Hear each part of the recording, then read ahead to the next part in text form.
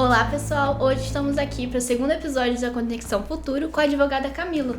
Olá pessoal, bom dia, é um prazer estar aqui com vocês hoje, conversando um pouquinho sobre a advocacia, que foi a profissão que eu escolhi, para minha vida. Eu sou advogada de direito imobiliário, atuo em direito imobiliário há mais ou menos uns 3 anos, Inicialmente trabalhei com direito civil, fontes da parte dos contratos, das obrigações, e gostei do direito imobiliário atuando, através dos contatos com os meus clientes, das situações do dia a dia, e hoje, graças a Deus, sou realizada no direito imobiliário. O que fez você escolher essa profissão? Meu intuito de ajudar pessoas, desde sempre, não sei assim, quando que de fato eu senti isso, mas eu tive uma reflexão no terceiro ano mesmo do ensino médio, sobre a minha personalidade, que eu acho que foi o principal para a escolha da minha profissão hoje. Eu sempre olhei para o outro e tentei resolver problemas, alheios, que é o que o advogado faz. Então, meu interesse em tentar resolver um problema que eu estava ali se passando com um familiar meu ou com um amigo meu, conhecido, me fez enxergar a possibilidade de eu ser advogada lá atrás.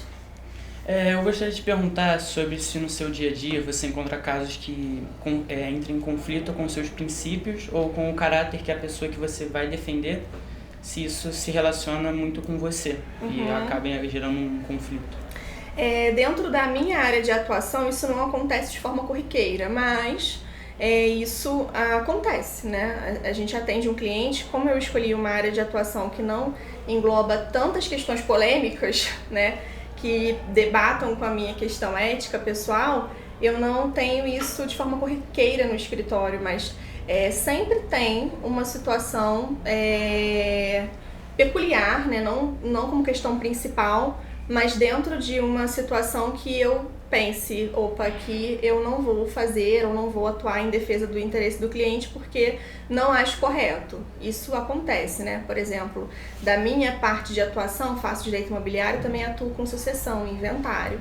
Sempre tem um herdeiro que acha que tem mais direito do que realmente possui, E como advogada, eu preciso orientar ele com relação ao direito dele, Olha, o seu direito é esse, a gente vai atuar dessa forma. E tem pessoas que não aceitam. Não, mas eu acredito que eu tenha um percentual que é maior do que o que a lei me resguarda. Existem situações que isso até pode acontecer e a gente depende de outros procedimentos para fazer valer esse direito, se fosse o caso, Mas em algumas situações você vê que existe ali uma certa má-fé do cliente em tentar lubridiar uma situação para ter mais do que realmente possui. E de fato, assim, claro que você vai ter uma decisão do juiz, com relação a esse processo, mas infelizmente tem muitos advogados que fazem o processo correr de forma inadequada, postergando o trâmite processual, pedindo mais do que o cliente possui. Então, nesses casos, eu prefiro não atuar. Quando o cliente não entende a delimitação do direito dele, eu prefiro não atuar, porque isso só geraria um procedimento mais moroso, mais problemático e não resolveria o problema. Perfeito, muito obrigado. Você já trabalhou em alguma empresa? Não, empresa não, mas eu trabalho fazendo consultoria para empresas. Então, consultoria preventiva, advocacia preventiva, as empresas contratam tanto a mim quanto os advogados que trabalham comigo no meu escritório, para consultoria consultiva. Então, as empresas contratam o advogado para justamente se resguardar e não ter problemas. Isso a gente faz com frequência. Tem algum familiar seu que trabalha com essa profissão? Não tem ninguém na minha família que seja advogado até hoje. Eu sou a primeira advogada da família. Isso ajudou a você achar que é mais difícil inserir na carreira? Com certeza. A gente vê com frequência pessoas que escolhem a profissão porque um parente inspirou, Então, assim, eu, como disse, tive essa inspiração de uma percepção minha com relação à personalidade, Mas existem vários amigos meus que foram inspirados pelo pai, ou pelo avô, ou pelo parente. Isso comigo não aconteceu. Graças a Deus eu tive no início da minha profissão pessoas que me abraçaram para que eu pudesse iniciar, isso é fundamental. Inclusive a gente se coloca à disposição para auxiliar o aluno SEC que quiser iniciar a profissão, para estar com a gente no escritório. Mas essa falta de pessoas que te abracem no início é uma situação que te gera preocupação, né? A gente entende que a advocacia hoje é uma profissão muito de indicação. Você não vai contratar, acredito eu, que uma pessoa não vai querer contratar alguém para uma demanda complicada sem uma indicação ou sem uma certeza de que aquela pessoa de fato vai resolver o problema. Então, ter pessoas que te auxiliem no início é muito importante. Então, eu tive essa preocupação inicialmente, mas mesmo assim, eu fui pro barco, né? E com o passar do tempo, graças a Deus, as coisas foram fluindo. O principal é você gostar do que você faz, né?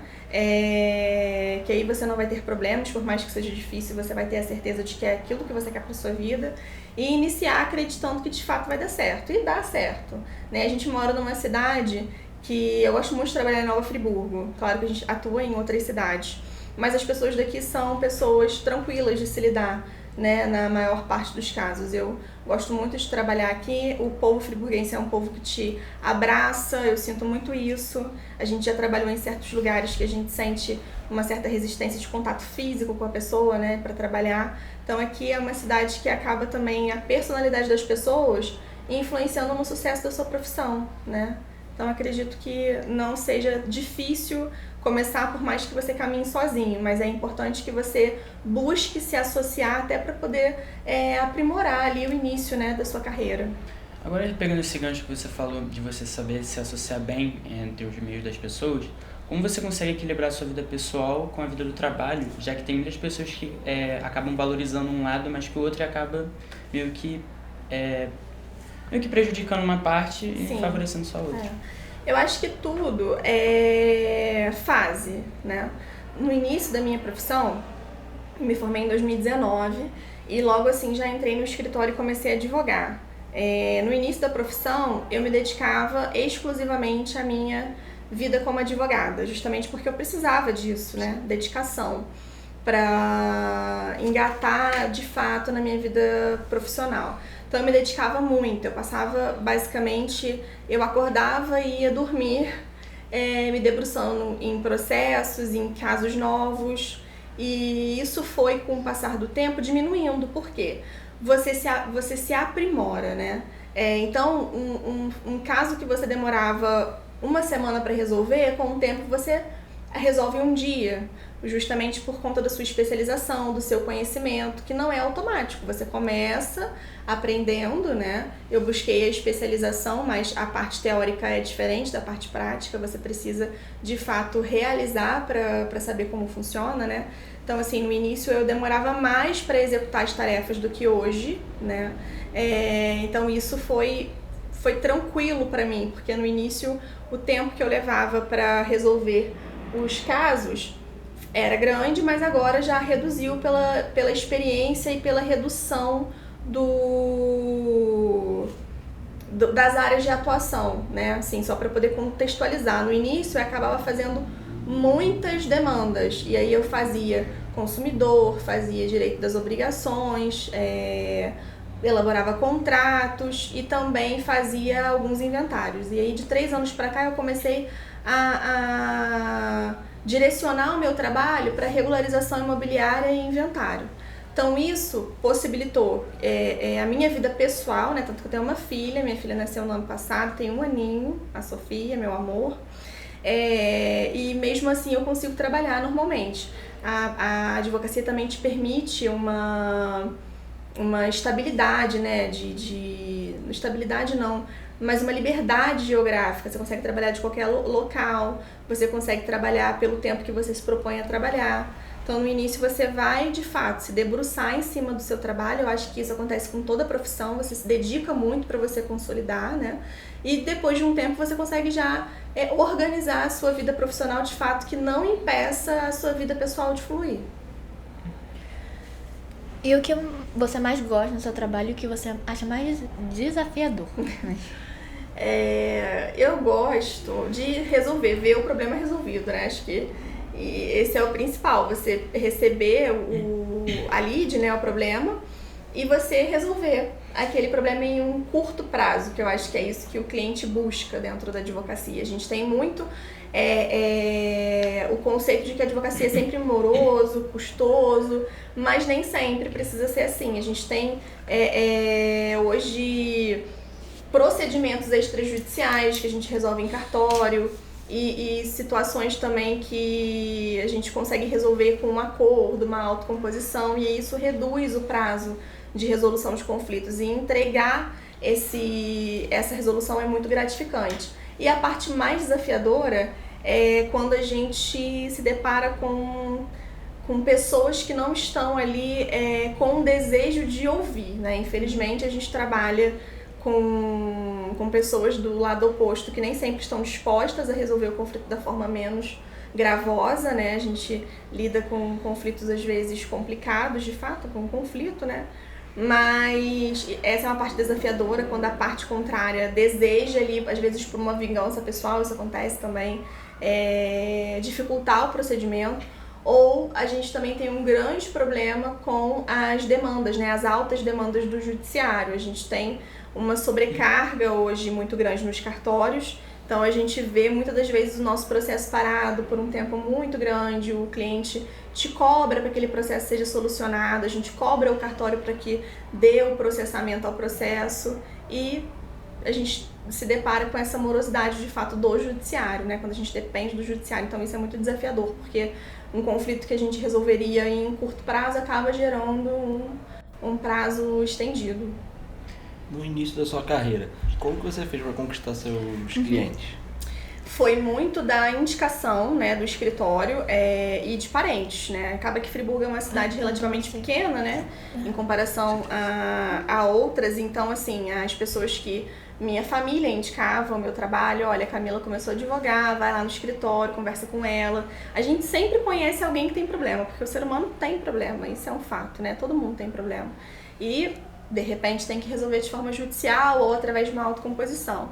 Então foi meus parentes, meus familiares e as demandas do escritório. Eu sinto falta da divulgação do meu trabalho nas redes sociais. Isso é algo que o meu tempo ainda não me possibilitou. Hoje em dia a gente vive numa área, né, num momento muito digital, as coisas acontecem virtualmente hoje. E eu ainda não consegui, de fato, assim, divulgar o meu trabalho nas redes sociais. E isso traz muito resultado positivo, né? Eu vejo porque eu tenho amigos que fazem, mas eu ainda não fiz. Então, os meus clientes chegaram até mim por indicação, inicialmente. Quem vai te indicar? Sua mãe, seu pai, seu avô, seu tio, né? Que você não vai ter nada, nenhum resultado concreto para dizer, olha, eu consigo, de fato, no início. Todo mundo inicia, isso é um fato. E depois os clientes do escritório também, porque eu me associei, isso é muito importante, você buscar advogados que já estão no mercado para seguir contigo, isso é super importante para te ajudar, até para você também ficar resguardado de estar fazendo o procedimento corretamente, né? Então vinha muito de indicação dos meus familiares e da indicação do escritório, dos clientes do escritório que eu me associei. Eu gostaria de fazer uma pergunta sobre o acontecimento de ontem, do julgamento do ataque no começo do ano, sobre que o ministro do STF, Fux, ele fez uma argumentação em torno da literatura brasileira com Machado de Assis. Gostaria de te perguntar quão importante é a gente saber ler para a gente conseguir uma argumentação bem estruturada. Uhum.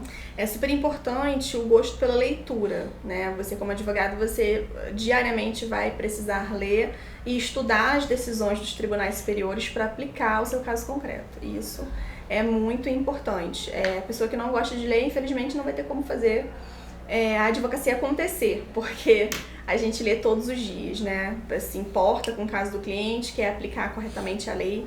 Você só reescrever a letra da lei na sua petição não funciona, porque o juiz ele entende a letra da lei, ele sabe o que está escrito no artigo, então você precisa fundamentar aquela lei através das fontes formais, que a gente chama, né, que é justamente a legislação, a jurisprudência, mas existem também as fontes informais.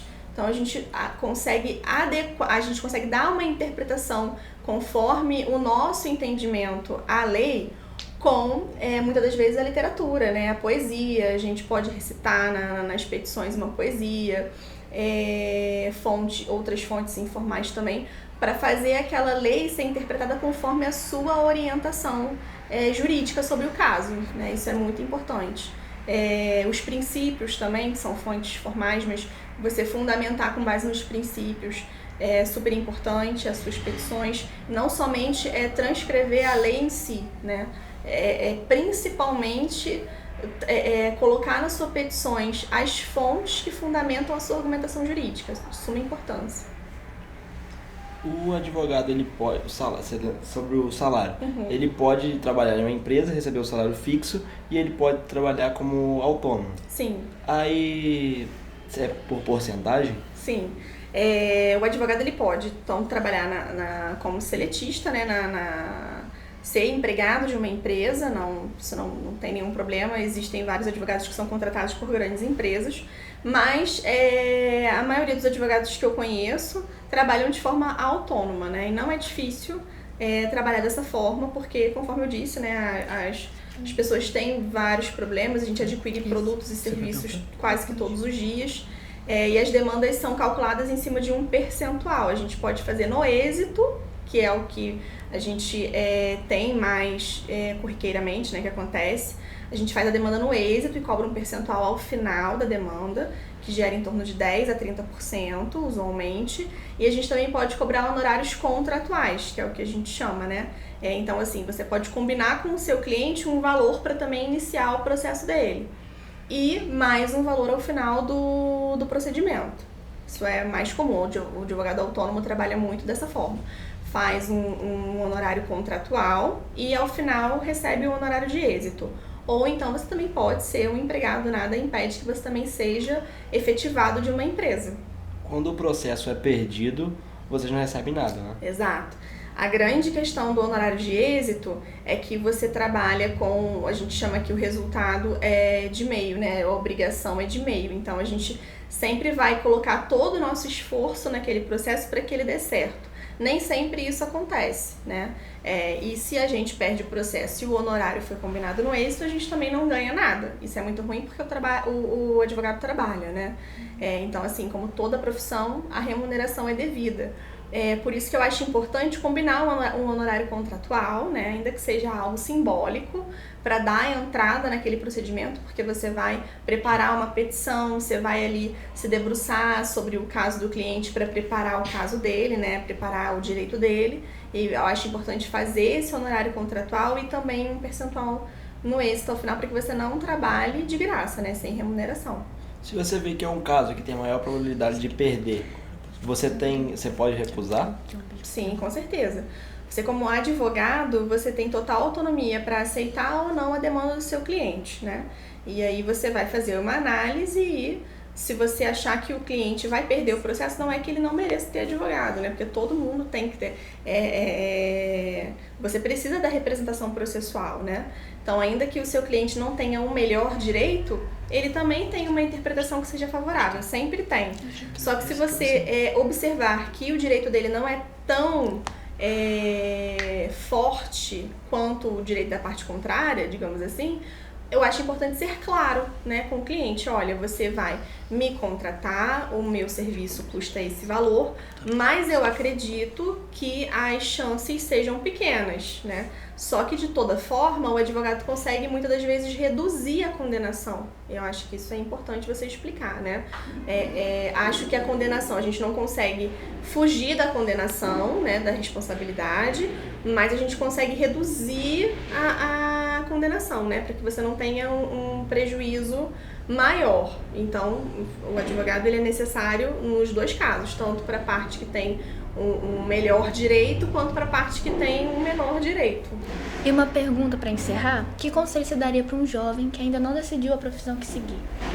Muito importante que ele analise a personalidade, verifique o comportamento, faça um estudo, assim, né?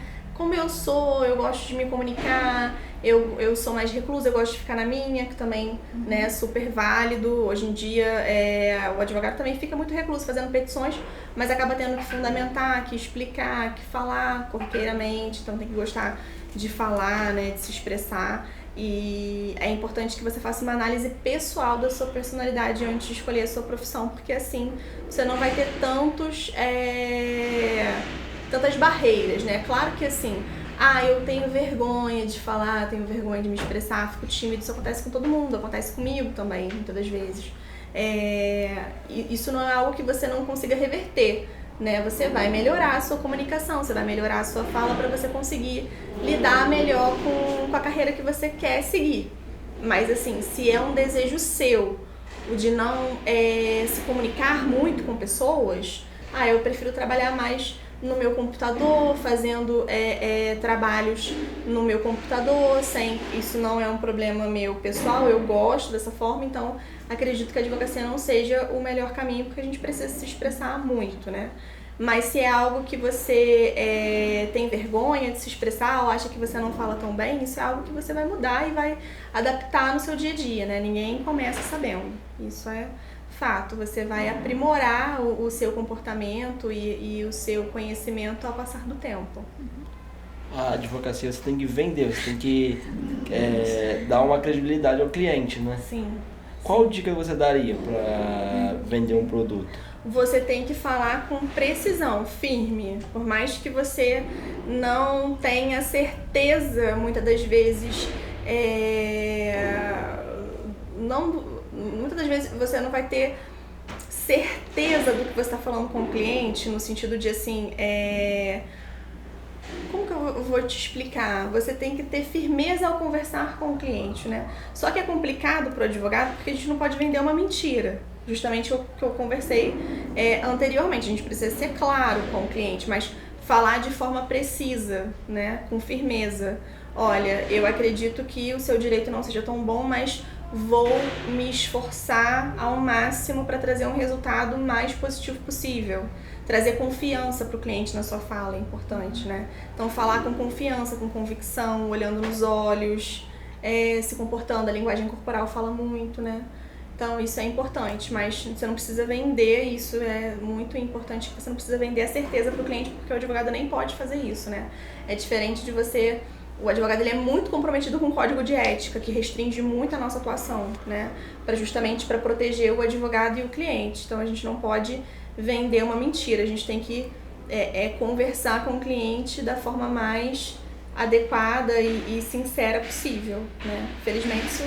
Tem pessoas que infelizmente não pensam assim, mas o principal é você falar com exatidão, firmeza e sendo verdadeiro, né, com o cliente, sobre as suas convicções. E qual a importância você acha sobre o projeto Conexão Futuro e se você teve na sua época, assim, para te ajudar a escolher? Porque com certeza a gente fica muito pensando em ensino médio o tempo todo, qual profissão a gente vai seguir, se a gente vai gostar e se não vai se arrepender. É muito importante esse projeto da escola justamente para fazer com que os alunos pensem, né? Porque esse é o momento de vocês pensarem o que vocês querem para o futuro, que já é agora, né? Por mais que eu acredito que o futuro nunca chega, que a gente está sempre buscando algo melhor, mas é muito importante que vocês criem agora esses pensamentos sobre a profissão, né? De vocês, para que vocês tenham mais convicção do curso que vocês vão fazer, né?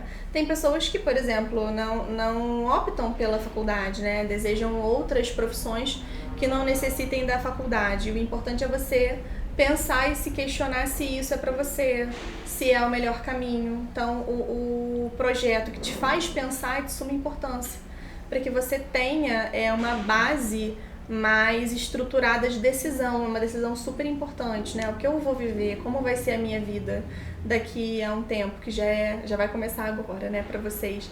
É muito importante pensar esse momento de reflexão, num período de tanta ansiedade, né, que o terceiro ano gera ansiedade, preocupação. O momento de reflexão é super importante para tranquilizá-los da escolha de vocês. E assim, falando, né, sobre meu período de ensino médio já tem um tempo, graças a Deus eu tive também, eu estudei no Modelo, que a escola, né, hoje virou um empreendimento imobiliário. No ensino médio eu também tive professores que nos faziam oficinas para que a gente pensasse no nosso futuro, na profissão. E foi ali mesmo que eu comecei a pensar no meu jeito, na minha personalidade, para delimitar o direito para minha vida. Foi no ensino médio também, então assim, foi muito importante para mim, foi o que me fez decidir. E para mais conteúdos como esse, se inscreve no canal, deixa seu like E ativa os sininhos para notificações. Um beijo! Muito legal.